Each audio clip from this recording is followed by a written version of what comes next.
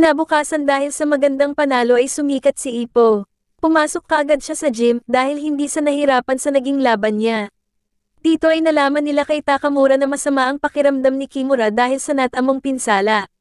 Pero wala naman lagnat si Kimura, ngunit nalaman nilang broken-hearted ito dahil kay Reiko. How in the hell could you do that to me? It was just a little joke. Kaso imbis na mapagaan nila Ippo ang loob nito, ay lalo lang nagulo ang buhay ni Kimura. The fish doesn't look good. What did you feed her? That's my fever medication! You gave her that name? You're incredibly attached to her! What the hell did you guys... Hanggang sa makita nila ang dating picture ni Aoki at Kimura na nakapang-gangster at pinagtawanan nila ito. Hanggang sa kinwento ni Aoki ang dati nilang buhay gangster, 5 taon na ang nakaraan. Dito ay palagi silang napapaaway at hindi alam ang landas na tatahakin.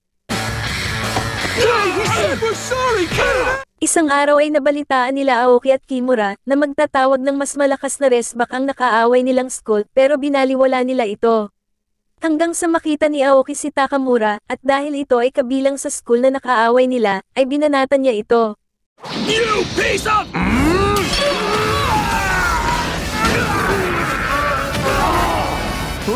Dropping like a sack! Pagkatapos pabagsakin si Aoki ay umalis si Takamura na parang walang nangyari.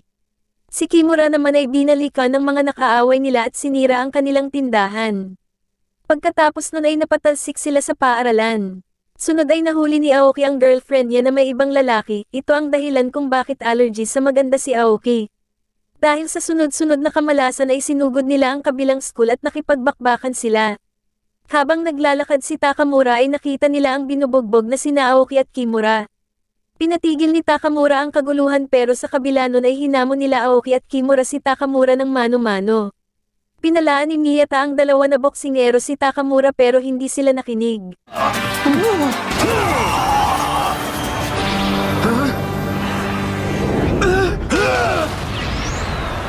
Kinagabihan ay hindi pa rin nila matanggap ang pagkatalo nila kay Takamura at gusto pa ring bumawi. Yeah, you're right. Tenacity is all we got left. That's right. Sa mga sumunod na araw ay nalaman nila Aoki kung saan ang training ground ni Takamura, pinuntahan nila ito para makaganti. Ngunit hindi sila umubra kay Komogawa. Sinabi nito na baguhin nila ang forma nila kung gusto nilang pumasok sa kanyang gym. Kinabukasan ay bumalik nga sila Aoki at Kimura, mula noon ay napasama na sila sa araw-araw na pagpre-practice. The back, don't run like babies, suck it up, huh? Come on! Damn it!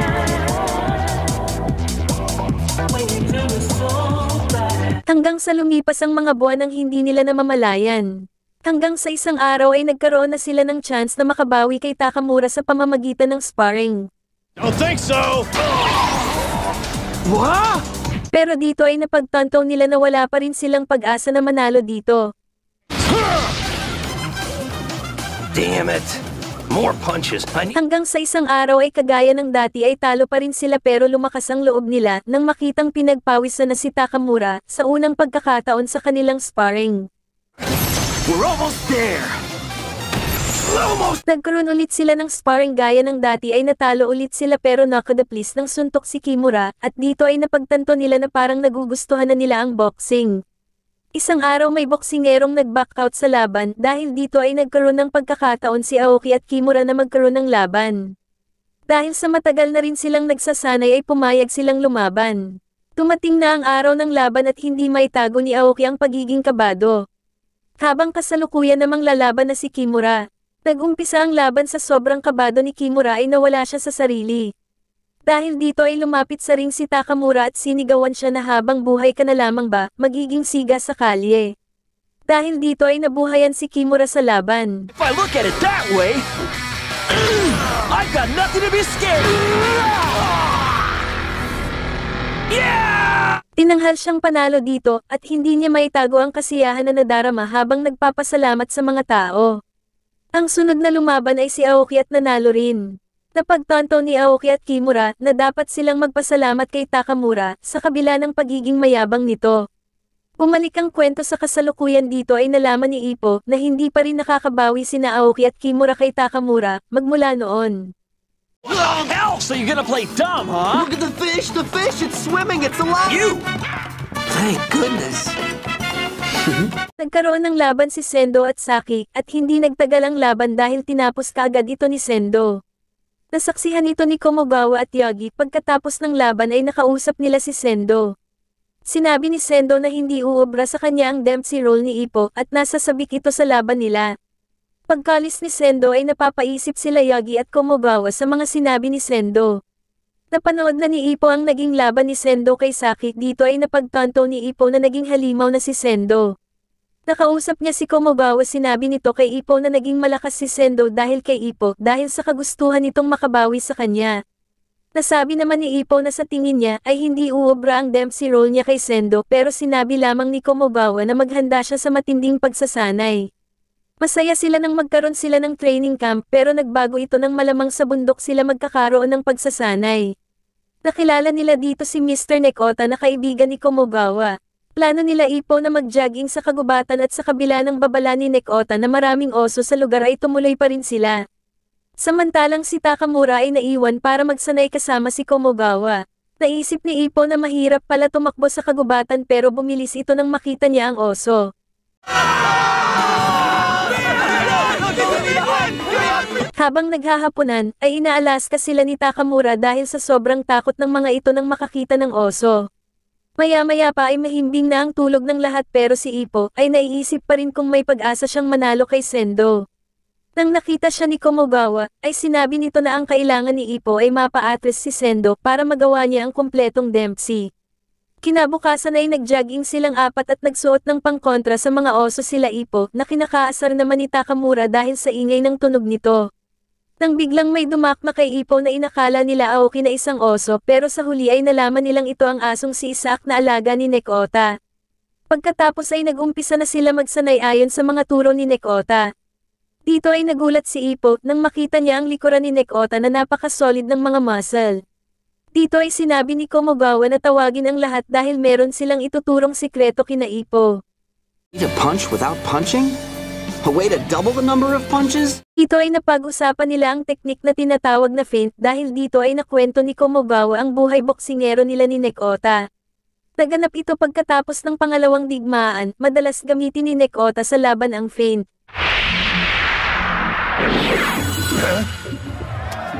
And I went down. It was my first loss by...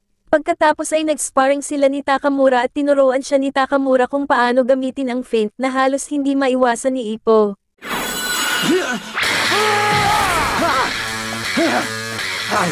Pagkatapos ay nagpahinga muna sila dito gamit ang sauna. Bago matulog ay naiisip pa rin ni Ippo ang hindi nila natapos na laban ni Sendo. Kinabukasan ay nagpatuloy sila sa pagsasanay sa gitna ng kagubatan. Nagkwento si Nekota kay Ippo ng nakaraang naging laban nila ni Komogawa para palakasin ang napanghihinaang loob ni Ippo. Maya-maya pa ay dumating si Mr. Yagi, nalaman nila dito na umalis ng mag-isa si Takamura para mag-jogging. Pero nabahala si Ippo nang malaman niyang walang suot na pangkontra sa oso si Takamura. Dito nga ay nakasalubong na ni Takamura ang oso dahil hindi na siya makawala dito ay nilabanan niya na lamang ito. Attacking! I don't see any kind of opening. How'd you like that?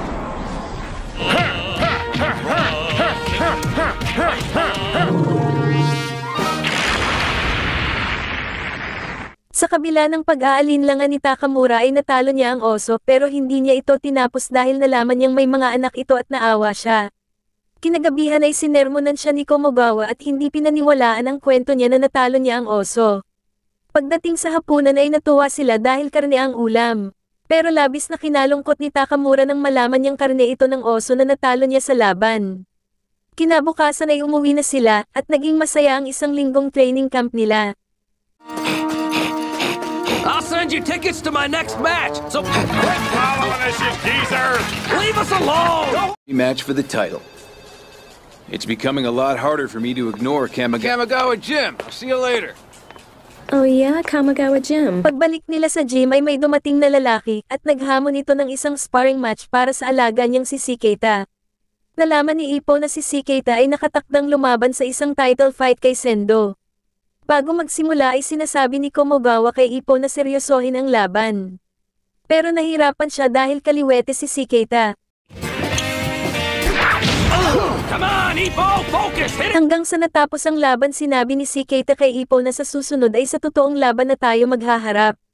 Pagkatapos ay sinabi ni Komogawa na okay lang dahil fatigue na rin kasi ang katawan ni Ippo. Pag-uwi ni Ippo ay kumalat na ang balitang napabagsak ni Takamura ang oso.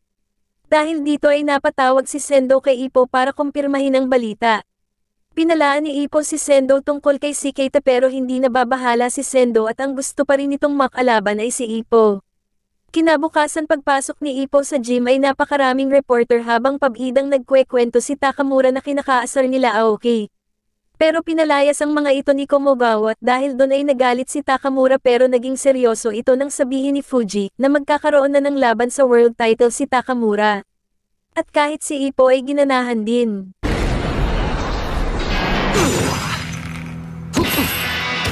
Maya-maya pa ay may isang babae na nagpumilit na sumama kay Fuji ang nagpakilalang si Mari Kimura.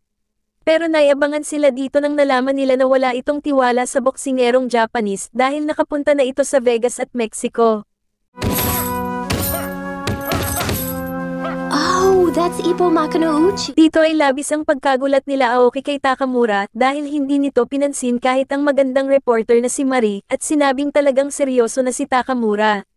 Tumating ang araw ng laban ni Takamura, dito ay nakita ni Ippo si Isaac kasama si Mr. Nekota. Dito ay nagtataka si Ippo kung ano ang malaking daladala ni Nekota para kay Takamura. Na sinasabi nitong magpapayanig sa buong Korakuen Hall. Sa unang laban ay nanalo si Kimura. Sunod ay si Aoki na kahit nahirapan ay nagawang makabawi at nanalo rin. Pumilib si Ippo kay Nekota dahil sa ibinigay nitong payo kay Aoki. Maya-maya ay dumating si Mari at nagpakilala kay Ippo kaso nagselos si Kumi nang makita niya ito. Nag-umpisa na ang laban ni Takamura at talagang nagulantang ang mga tao sa Korakuen Hall dahil sa lakas ng dating ni Takamura. Dito ay kaliwa lamang ang ginamit ni Takamura para tapusin ang laban. But what has happened to the champion today? The domination he's accurately pummeling away at the challenger! Takamura, throw out another left! What's going on? Into something close to straight!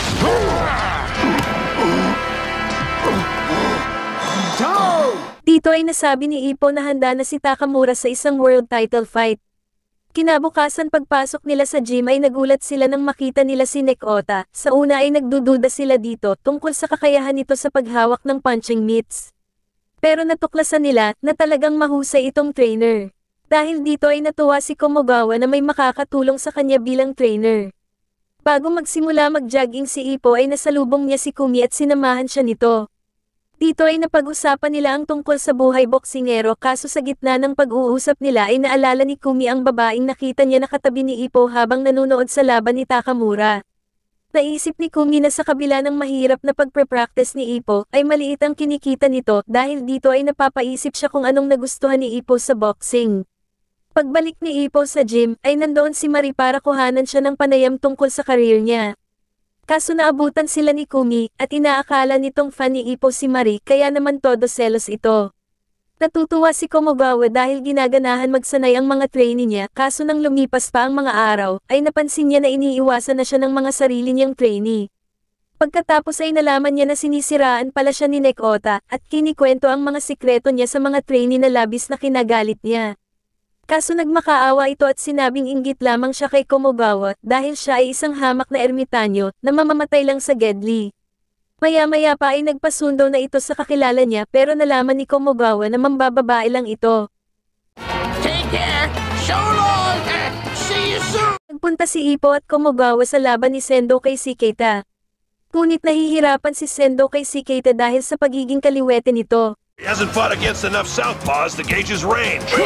An incredible keeps coming like a bad dream! His power punch completely misses the mark! Donnie Punk is pushing his luck. Shigeta launches an attack! Natapos na ang round at labis ang pagtataka ng mga tao dahil parang ang hina ni Sendo. Sinabi ni Komogawa na kung hindi malalaman ni Sendo ang sikreto ni Keita ay pwede itong matalo. Bago magsimula ang next round ay sinabi ni Keita sa isip niya na hanggang lakas lang ng suntok ang kayang gawin nila Ippo at Sendo. Dito ay nagpatuloy ang struggle ni Sendo. Dahil dito ay napilitan siyang kumapit kay Keita pero labis na kinagalit ni Sendo ang sinabi ni Keita na hanggang dito na lang ba. The champ launches a full-on attack! He tears into him like a wild animal! Why can't I hit him? Why? Sinabi ni Komogawa ang sikreto ni Shiketa na ito ay isa talagang right-handed na nagpapanggap na kaliwete. Grabe na ang frustration ni Sendo dahil wala siyang magawa. Nagsimula ang sunod na round ganun pa rin dahil wala pa ring magawa si Sendo. Dahil dito ay inaasahan na ni Komogawa na matatalo si Sendo. Pero nagkamali si Shiketa dahil lalo niyang inasar si Sendo.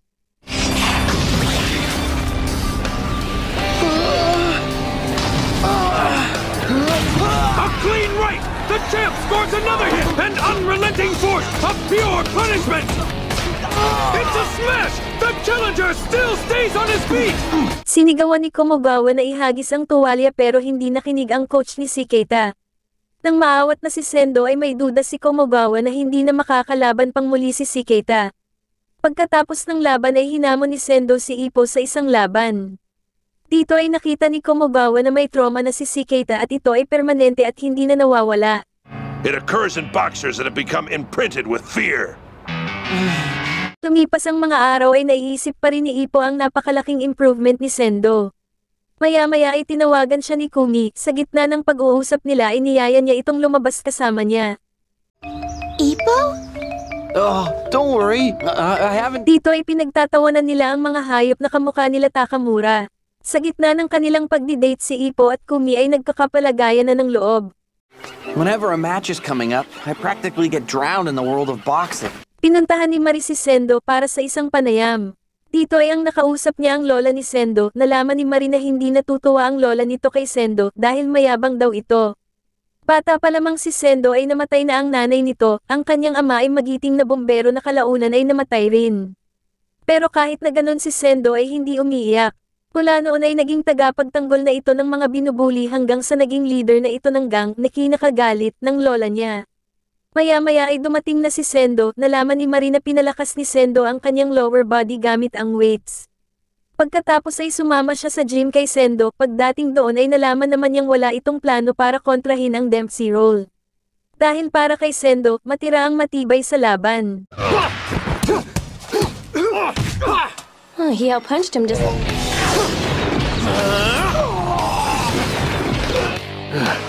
Next, come on up. Sinabi ni Sendo na excited na siya makipaglaban kay Ippo at sinisiguro nito na siya ang huling nakatayo pagkatapos ng laban. Hold on, I'll be right there. Hold on! What was it you wanted me to say to Ippo? Do you remember?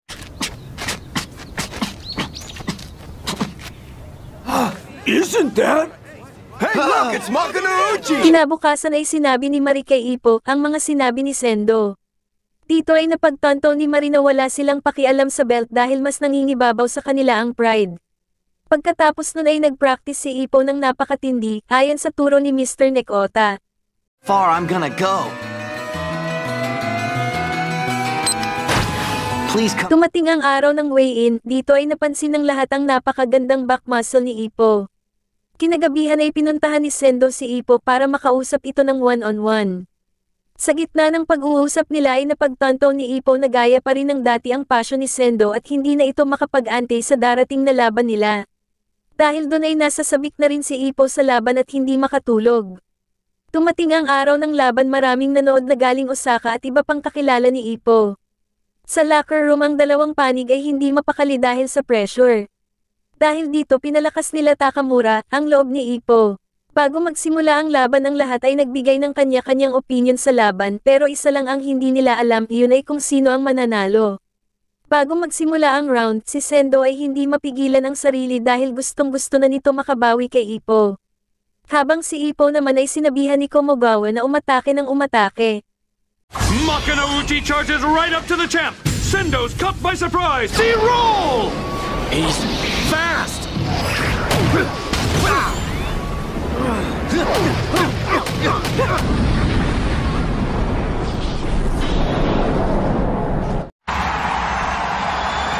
He got us. He went for it and he got us. Pagsak si Sendo na labis na kinagulat ng lahat. Pero nakabangon ito dahil sa suporta ng mga taga-Osaka, sinubukan ulit ni Ippo ang Dempsey Roll. Is gaining momentum. He's knocking the champion around like a pinball. I felt an impact. Pero nakabawi ito at kahit naharangan ni Ippo ang suntok ay tinamaan pa rin siya. Sinubukan ulit gamitin ni Ippo ang Dempsey Roll pero hindi na ito umubra kay Sendo dahil naging batak ito sa pag-atake na nagresulta sa matinding palitan. The champion launches into a violent attack with the raging intensity. Sendo smashes. He throws the challenger's gun. The challenger scores. The champ returns the favor. Your league. No, Makano! Every blow's driving them farther back, only to butt heads again in the... These boxers are evenly matched. Almost like they're trying to find out. Who's got the better punches? Eat this! Return to...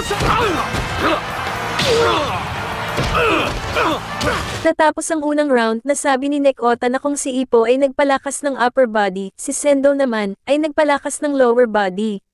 Sa kampo ni Ippo ay sinasabihan siya na ituloy lang ang pag-atake, habang sa kampo naman ni Sendo ay naiisip niya na sobrang lakas ng suntok ni Ippo pero sinisiguro niya na siya ang mananatiling nakatayo sa huli. Nag-umpisa ang second round, sumugod kaagad sila sa isa't isa at nagbanatan. Dahil sa sobrang ganda ng laban ay yumanig ang buong Korakuen Hall.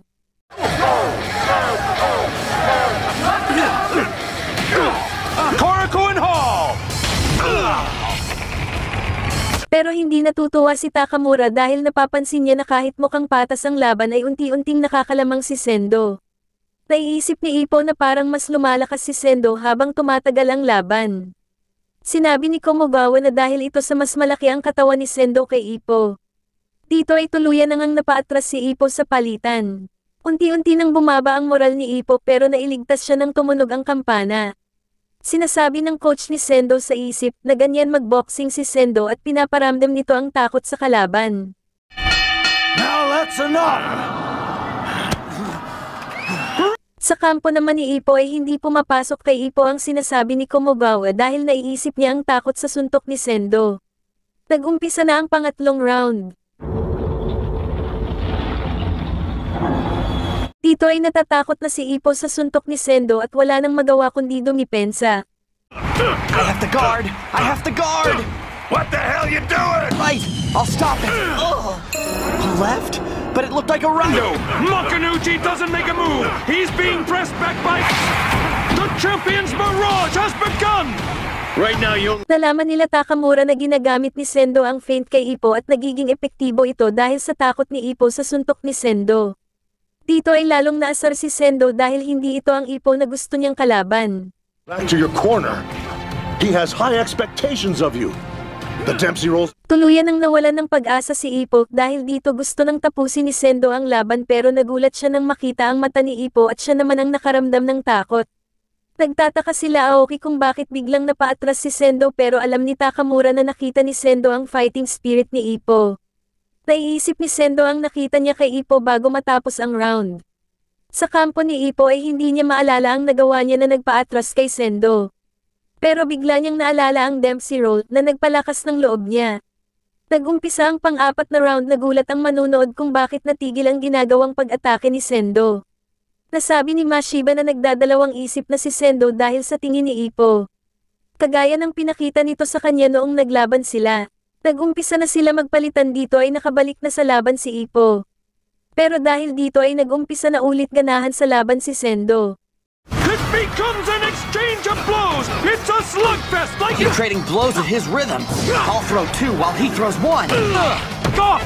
It's a fierce battle to gain some... An overpowering right! The champ... Pagsak ulit si Sendo na kinagulat ng lahat. Dahil sa determination ay nagawa pa ring makabangon ni Sendo, tinangka gawin ni Ippo ang Dempsey Roll pero nanlalambot na ang tuhod ni Ippo kaya hindi niya nagawa. Natapos ang pang-apat na round, ngunit nababahala si Takamura sa kalagayan ni Ippo. A bomb this round. Hopefully he'll survive. Round 5 is next. Sa kampo ni Sendo ay sinasabi nito na talagang malakas si Ippo at dahil dito ay nasabi niya na mararamdaman niya lamang ang pagiging kampiyon kapag natalo na niya si Ippo. Nag-umpisa na ang pang-limang round. Oh my! The champ gives it back! The champ is... Sa gitna ng laban ay naalala ng coach ni Sendo noong mga panahon kung saan niya nakilala si Sendo. Mahilig ito sa away at binanatan ang mga trainee niya dahil dito ay nakitaan niya ng potential si Sendo pagkatapos ay sinabi ni Sendo sa kanya na siya ang magiging pinakamalakas sa buong Japan. Bumalik ang kwento sa kasalukuyan sinabi niya kay Sendo na ito na ang pagkakataon mo na patunayang ikaw ang pinakamalakas. He gives it back with a counter!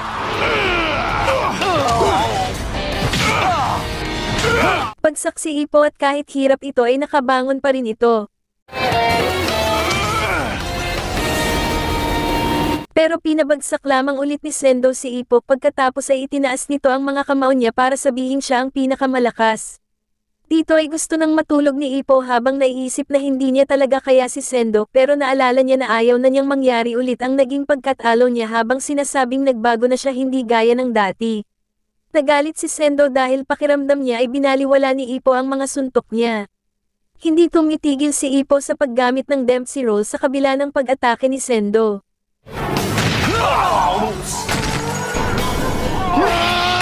Another chop to the liver! The third chop to the liver!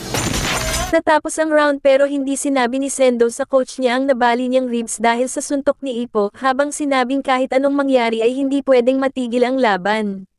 Nagulat si Komogawa nang tanungin ni Ippo kung ano ang ibig sabihin ng lakas, sumagot si Komogawa na talunin niya si Sendo at malalaman niya ang sagot.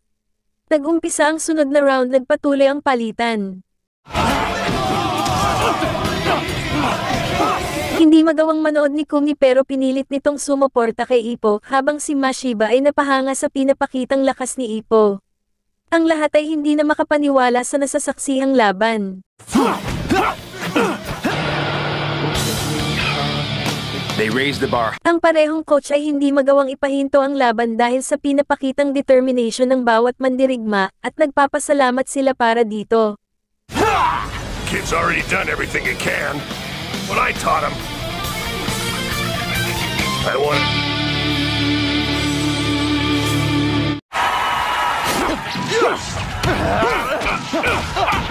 Sa gitna ng laban ay for the flashback si Sendo, gusto rin itong malaman kung ano ang ibig sabihin ng lakas. Where'd you get it? What does it mean to be strong? Learned what it means to be strong. Natapos na ang pang-anim na round, nagulat ang lahat ng hindi umupo ang dalawa dahil ayaw nilang matigil ang momentum na nararamdaman nila. Nag-umpisa na ang pang-pitong round, nagulat si Ippo sa depensang ginawa ni Sendo, balak nitong tapusin ang laban sa isang suntok. Ginawa ni Ippo ang Dempsey Roll pero nagawa itong pigilan ni Sendo. ribs simultaneous. A monster right!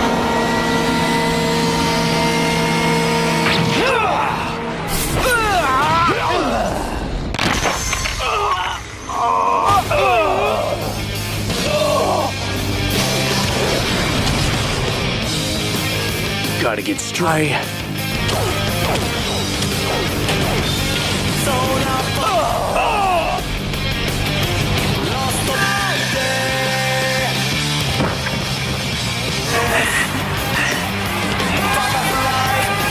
Pagkatapos mapabagsak si Sendo ay nasabi ni Komogawa na nagawa ni Ippo ang perpektong Dempsey Roll.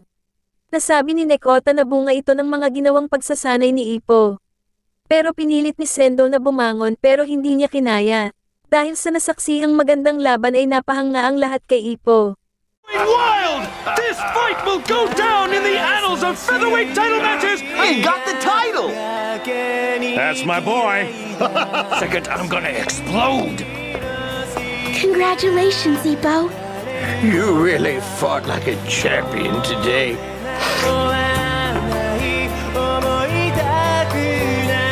Nilapitan siya ni Sendo at sinabi sa kanya na ikaw na ang pinakamalakas ngayon at magkikita pa tayo sa susunod. Dito ay nagpasalamat si Ippo kay Sendo.